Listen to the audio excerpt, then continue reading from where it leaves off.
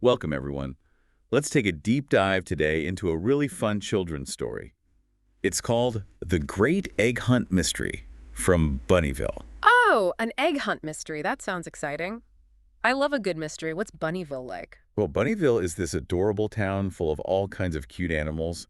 It's springtime there, and they're getting ready for their annual Great Spring Egg Hunt. Sounds lovely. I bet they have all sorts of spring-themed things going on. Oh, definitely.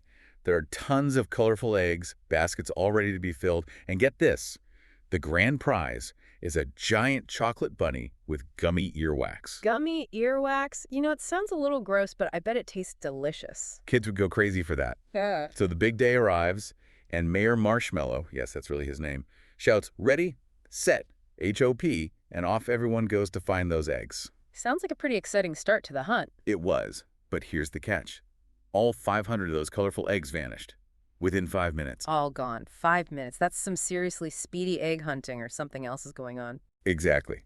Little Benny Bunny, he cries out, "Where are the eggs?" And that's how the egg hunt turns into a full-blown mystery. An egg napping, you might say. An egg napping? Oh no, that's not good. Who's gonna crack this case? Well, luckily Bunnyville has Tilly the Turtle. She's known as the slowest but smartest resident. Slow and steady wins the race, right? I bet she's got this. Absolutely. Tilly whips out her magnifying glass, which, by the way, is made from a carrot. How cool is that? Yeah. And declares, "This looks like an egg napping." A carrot magnifying glass. That's Right. pretty resourceful. Does Tilly have a team to help her?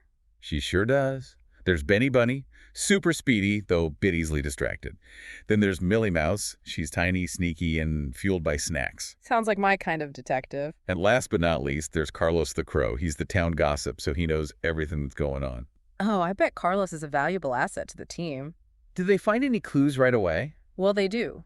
First, they stumble upon a glittery jelly bean trail leading into the woods. Jelly beans. Now who would leave a trail like that? Then they find tiny footprints. But they're not just any footprints. These are shaped like socks. Sock footprints? That's very strange. Those are some odd clues. Right. And then they spot a squirrel. He has chocolate all over his nose. But when they ask him about it, he claims it's his natural shine. Natural shine. That sounds a little fishy to me. Tilly certainly thinks so. She takes one look at him and says, "Looks like someone's been nibbling." Okay, so a chocolate-covered squirrel, sock footprints, and a jelly bean trail. Where do those clues lead our detectives? Well, they follow that trail of jelly beans right to the end of the woods. And what do they find there? A giant nest. A giant nest. That must be one big bird. But it's not just any nest. This one is made of grass, marshmallows, and lost socks. Marshmallows and socks. That sounds like a very cozy but unusual nest. Who could be living there?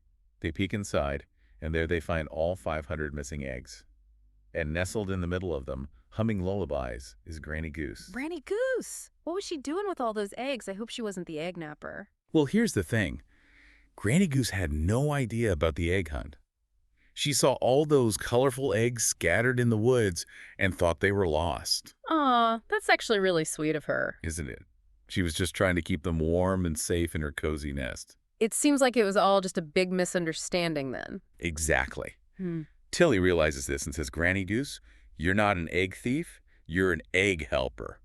I bet Granny Goose was relieved to hear that. So what happens next? Does the egg hunt continue? Oh, it does. They take all the eggs back to Bunnyville and the hunt's back on. That's great. But I bet there were some changes after all that excitement. You bet.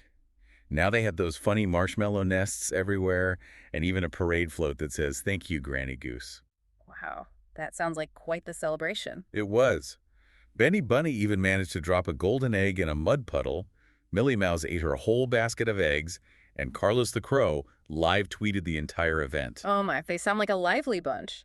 I bet Mayor Marshmallow was thrilled with how it all turned out. He was. He declared it the most mysterious and magical egg hunt ever.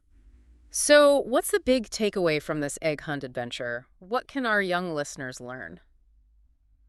I think it shows that even when things seem to go wrong, like when all the eggs disappeared, it can turn out to be something positive and unexpected. Sometimes what we think is a problem is really just a misunderstanding. That's a great point. It's a good reminder to keep an open mind and not jump to conclusions. Absolutely. And for you listening at home, have you ever had a moment where you thought something was lost, but it turned out to be somewhere you never expected? Maybe your favorite toy. Think about where it ended up being. It's always a good reminder to look in those unexpected places. Exactly. And on that note, we wrap up our deep dive into the great egg hunt mystery. Until next time, keep exploring and never stop searching for those hidden treasures, even if they're in a marshmallow and sock nest. Bye, everyone.